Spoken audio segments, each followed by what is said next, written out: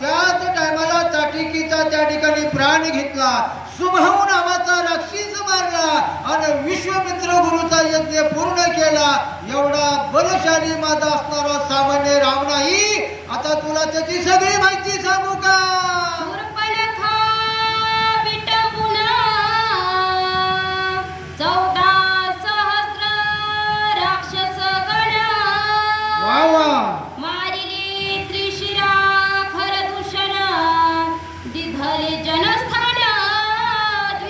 माझा राम असा आहे की त्या शूर्पणखेचं नाक कापलं, कान कापलं, 14,000 राक्षस मारली. अरे खर दुष्यंत तिरशिरा मारून तिथलं जनस्थान ब्राह्मणाला दान देणारा माझा राम आहे. आणि तू म्हणतो की माळ घाल अशी सीता रावणाला निर्भस्तून बोलायला लागली.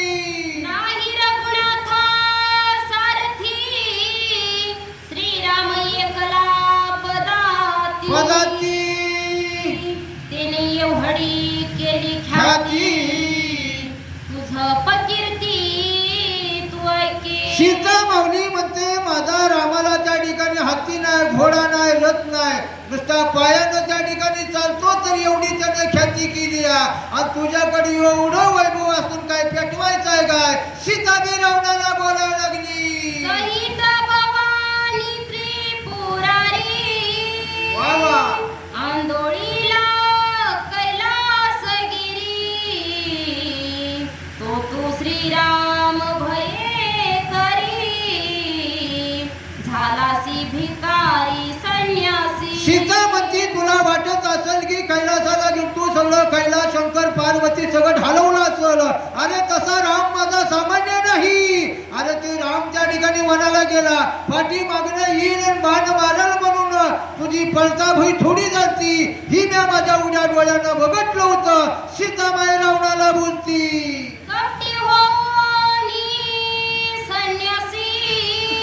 वा वा.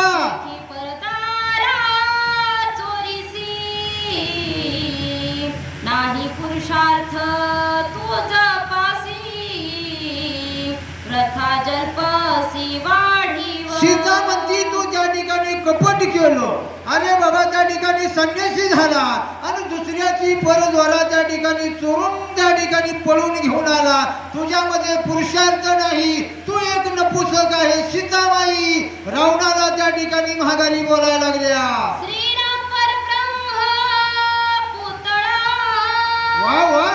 रावणा तू काळा डोंबा कावळा. सीतामाणी त्याचे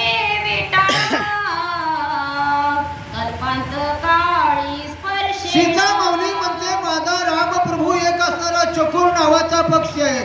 म्हणजे त्या ठिकाणी एवढा पक्षी असताना सोडून तू एक असणारा काळा डोम कावळाय आणि चकोर पक्षाला सोडून द्यायचं आणि डोम कावळ्याबरोबर लग्न करायचं. ही काय बरोबर आहे का बाबा? चोरिता श्रीराम नायिका निंद्य झाला सीती ही लोका. रावणा तू तव सुखर मुखा तुझ मी देखा. ज्या टायमाला बाबा असताना माझं हरण केलं, चोरी केली, त्या टायमाला स्वर्ग मृत्यू पाताळ तिथं म्हणले तुला सगळे काळुकी लागली. तू एक म्हणले सुकर आहे, तू काय म्हणले असणारा रावण आहे का? अशी सीता माऊली निर्भसना करू लागल्या. पियुषाचे पडती कर तेन सेविती चकोर. देवी सांडुनी श्रीरामचंद्र दशवक्त्र स्पर्शेन. मग असणारा त्या ठिकाणी माझा रामप्रभू चकोर आहे आणि चकोर इतर पाण्याचं सेवन करत नाही. तो फक्त इंद्राच्या हसणार अमृत बोललं तीच तेवढं सेवन करतो. तसा एक माझा राम त्या ठिकाणी चकोर आहे. तू डोमकावला हे बाबा. लक्ष्मणाची मर्यादा रेखा तू ते नुलंघवेची दशमुखा. श्वान शुकर काळ मुखा तुझ मी देखा स्पर्शेन. सीता माऊली म्हणती अरे असणाऱ्या लक्ष्मणाची मर्यादा रेखा साधी ओळखून तुला हात येता आला नाही. तू एक सुकर आहे, श्वान आहे आणि तुला त्या ठिकाणी कसा स्पर्श करायचा, तुझ्या बरोबर कसं माळ घालून लग्न करायचं, ही कदापि घडणार नाही बाबा. साधू सज्जन शौचता काकविष्टेसी न लाविती हाता देवी तू पवित्र लंकानाथा तुझं मी निश्चित स्पर्शेना. सीता माऊली म्हणते साधू असल, संत असल, रामभक्त असल, तो कवळ्याच्या विष्ठेला सुद्धा हात लावत नाही. आणि तू तर त्या ठिकाणी नष्ट आहे, दुष्ट आहे आणि त्या ठिकाणी तुझ्या बरोबर लग्न करणं ही मूर्खत्वाचं लक्षण आहे बाबा. सीता माऊली बोलू लागल्या. ऐकोनी सीतेचे वचन वर्मी खोचला दशानन जिव्हा सांडारे छेदून निंद्य वचन दिसता. सीता माऊलीचं बोलणं ऐकलं, रावणाला जसं बाण लागावा असं शब्द लागला. रावण त्या ठिकाणी खवळला, रागाला गेला. रावण म्हणतो अरे बाबा वा, उठा तुम्ही आणि हिची त्या ठिकाणी जीभच कापून टाका. हिचं येऊन मला त्या ठिकाणी जाऊन देतीया, माझी निर्वसना करतीया. म्हणून रावण त्या ठिकाणी रागाला धावून बोलू लागला. बळीची सीमजा भोगिता कोण निवारील आता केवी राखवेल रघुनाथा सती प्रतिव्रता पाहू कैसी. कशी सत्यपती वर्ताय बहू म्हणू लागला. आता हिने मी काय करीन, बळजबरी करून हिचा भोग घेईन, माझी इच्छा पूर्ण करीन. आणि कोण अडवतया असा त्या ठिकाणी राजा रावण अट्टासानं गर्जना करून बोलायला लागला. वर झाडाच्या बुंजामध्ये ही बाबा बसलेला होता. ऐसे बोलता लंकानाथ ते बोलता लंकानाथ ऐकोनी क्षोभला हनुमंत करावया रावणाचा घात रक्षांत खवळला. विघ्नार्थ करणारा या विद्येची दुर्गा सरस्वती माता, जगाचा पालन करता विठुराया, प्रभू श्री रामचंद्र, पवनपुत्र हनुमान, मोरी संत ज्ञानेश्वर, संत तुकाराम महाराज, ग्रंथकर्ते नाथ महाराजांच्या चरणावरती नतमस्तक होऊन, माझे गुरु माझे वडील हरिभक्त परायण रामानाचार्य वैकुंठवासी सद्गुरू मोहन विठ्ठल पवार महाराजांच्या चरणावरती नतमस्तक होऊन, सर्व वाचक सूचक ऐकणाऱ्या श्रोत्यांना नमस्कार करून, माझ्या वडिलांची मिरासी का देवा तुझी चरण सेवा पांडुरंगा, सुंदरकांडातील असणारा 28वा अध्याय 27वा अध्याय, ब्रह्मपत्रातला असणारा दुसरा अध्याय, हनुमंतराय सीतामाऊलीचा शोध घेण्याकरता लंकेला गेलेले. लंकेला गेल्यानंतर हनुमंतराय त्या राक्षसनीच्या पाठीमागं सीतामाऊलीच्या संवाद साधण्याकरता अशोकवनामध्ये गेलेले. हनुमंतरायांनी बघितलं गेलं सीतामाऊलीच्या आसपास हजारो असणारे राक्षसनीचं असणारं तिथं पहारा आहे. मग आता सीतामाऊलीशी संवाद कसा साधायचा. हनुमंतराय एका असणाऱ्या झाडामध्ये सूक्ष्म रूप घेतलेलं आहे आणि सूक्ष्म रूपानं हनुमंतराय लपून बसलेले, कुणाला दिसत नाही. परंतु तिथं काय घडतंय ते हनुमंतरायांना दिसतंय. तिथं असणारा राजा रावण आलेला आहे. राजा रावण सर्व प्रयत्न केलेले परंतु सीता माऊलीच्या जवळ देखील गेलेला नाही. कारण सामर्थ्य पतिव्रता असणारी सीता माऊली आहे, तिच्या जवळ देखील राजा रावण गेला नाही. वेगवेगळी प्रलोभने दाखवतोय. अगं सीते, त्या रामाजवळ काय राहिलेलं आहे, वनवासाला आलेला आहे, बापानं त्याला वनवासाला पाठवलाय, राज्य राहिलेलं नाही.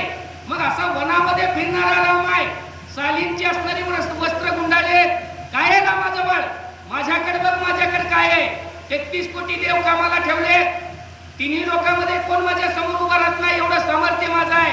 मग सीते तू माझी हो म्हणला, परंतु सीतेने सांगितलं, अरे रावणा तू डोम कावळायस, माझा राम चकोर पक्षी आहे. चकोर पक्षी फक्त चंद्राचंच असणारं सौंदर्य घेतो, कावळ्याची संगत मी कधीच करणार नाही. वेगवेगळ्या पद्धतीने समजावलं गेलं परंतु ठसून सीतामाऊलीने उत्तर दिलं गेलं. आता राजा रावणाला राग आला गेला.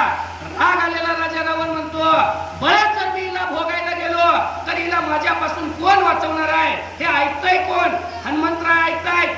हनुमंतरायाला राग आला गेला. हनुमंतराय काय करू लागले, टवकारिले नेत्र वाट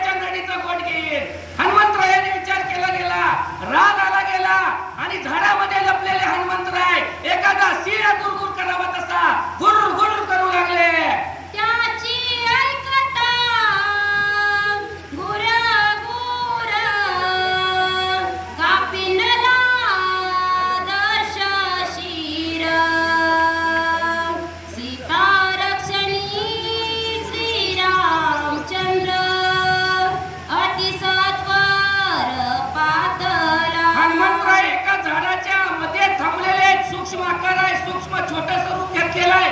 गुर गुर गुर करायला लागले. राजा रावणाच्या कानावरती आवाज आला गेला, गुर गुर गुर गुर काहीतरी करतंय.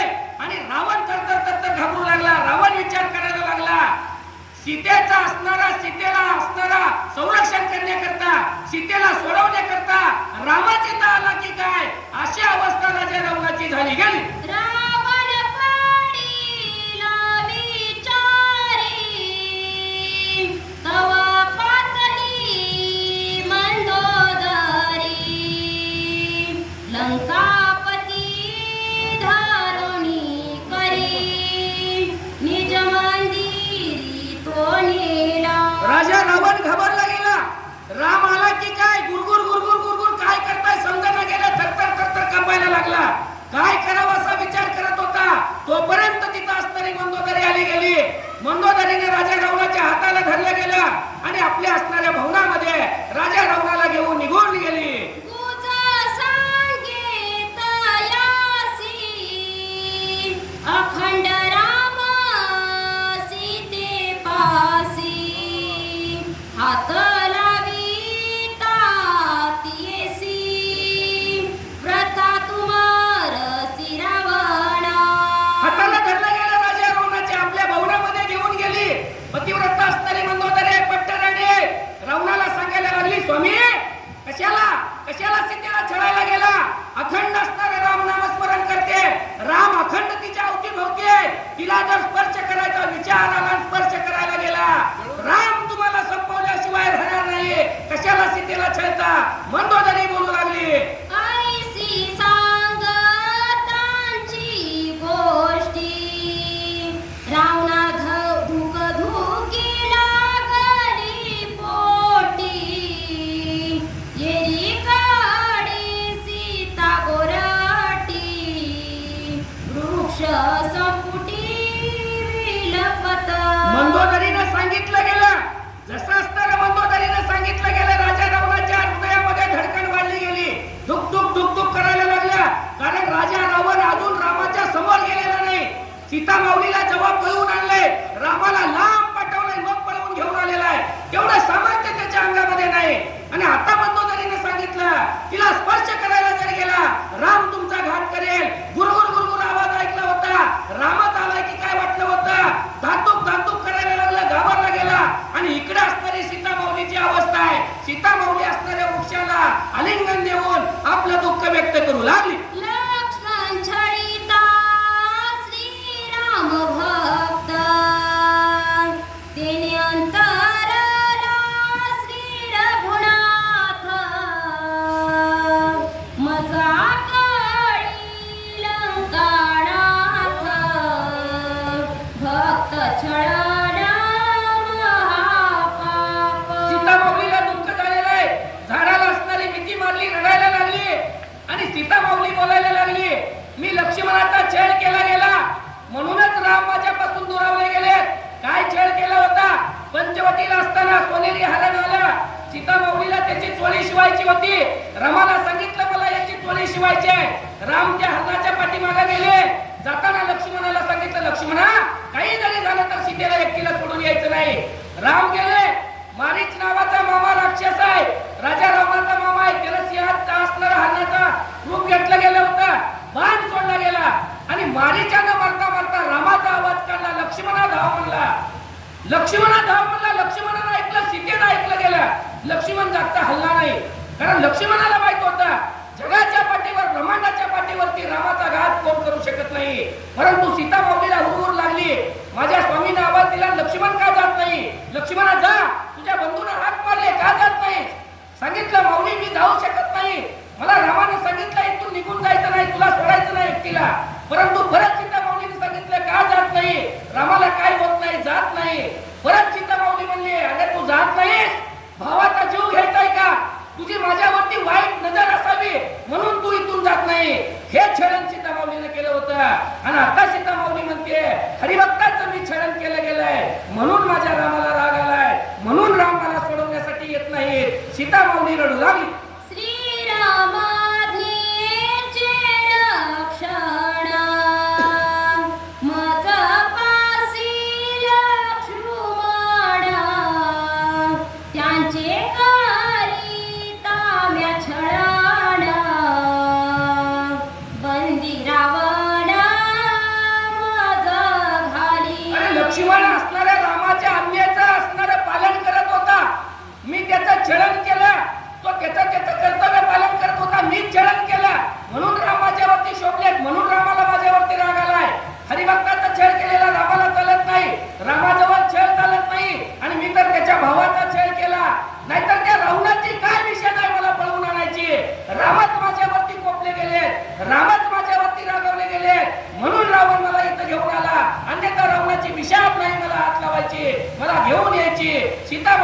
व्यक्त करू लागली. छळवाद्याचे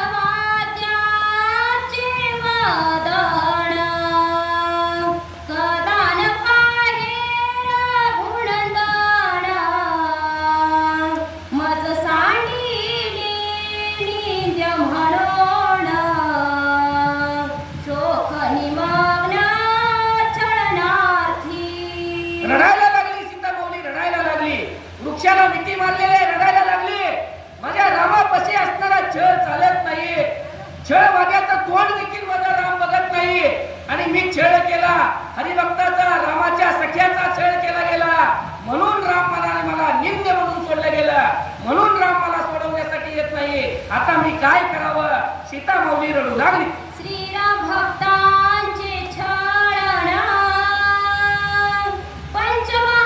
पंचमहापापांहून दारुण मज शोभला रघुनंदन बंदी मोचन कोण करी. राम भक्ताचं छळण करणारा छळवादी जो असतो तो पंचमहापातका एवढं पाप लागतं.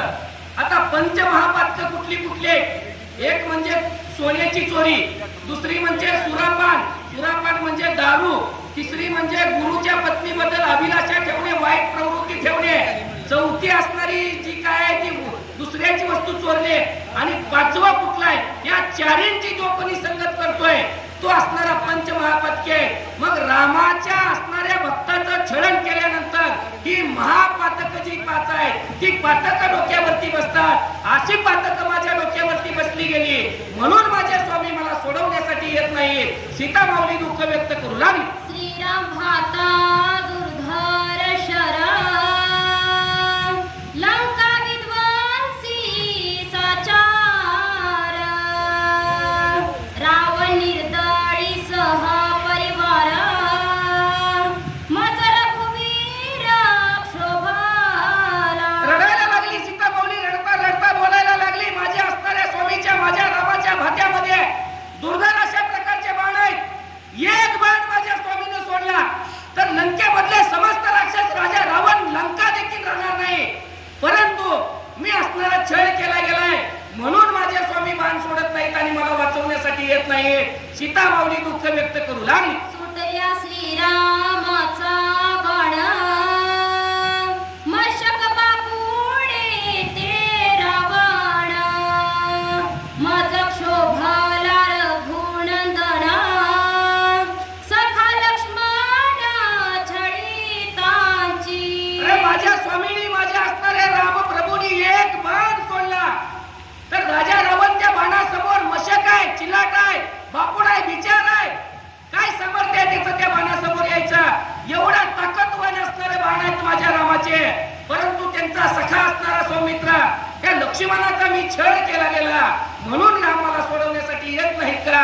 सीता माऊली त्या वृक्षाला असणारे आलिंगन दिलं गेलंय, मिठी मारलेले आहे आणि आपलं असणारं दुःख व्यक्त करू लागली. न लागता निमेष मात्र श्रीराम वधिता दशवक्त्र म्या छळीला सखा सौमित्र तेने रघुवीर क्षोभला.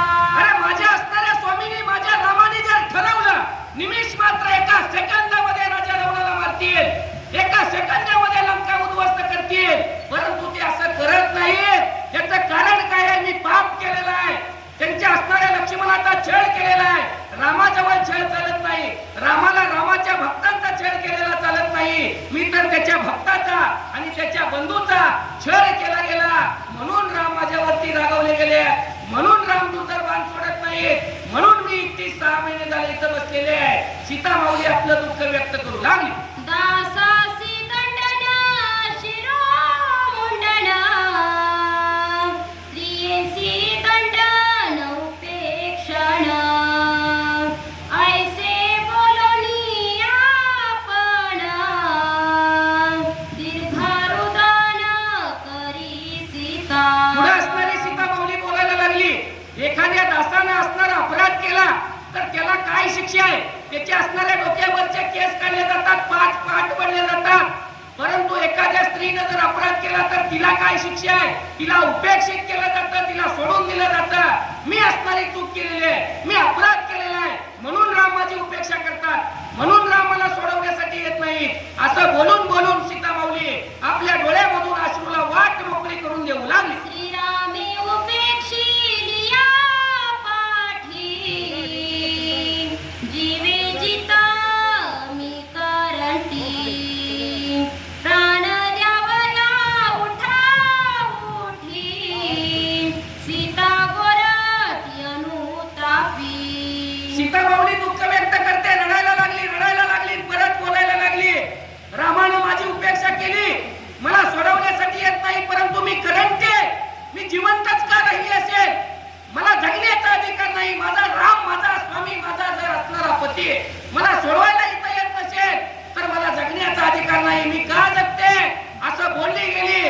अनुताप झाला गेला आणि सीता माऊली देहत्याग करण्याचा प्रयत्न करू लागली.